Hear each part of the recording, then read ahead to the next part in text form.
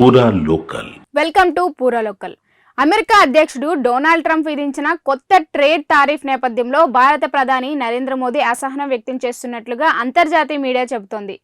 జర్మనీకి చెందిన ప్రముఖ వార్తాపత్రిక ప్రకారం ట్రంప్ 4 సార్లు ఫోన్ చేయడానికి ప్రయత్నించినా ప్రధాని మోదీ ఆయన కాల్ స్వీకరించలేదని నివేదికలు చెబుతున్నాయి. ఈ పరిణామం ట్రంప్ నిర్ణయాలపై మోదీ నిరసనని, ఆగ్రహాన్ని ప్రతిబింబిస్తోందని ఆ పత్రిక వ్యాఖ్యానించింది. అలాగే జపాన్ పత్రిక నిక్కీ ఆసియా కూడా ఇలాంటి కథనమే ప్రచురించింది.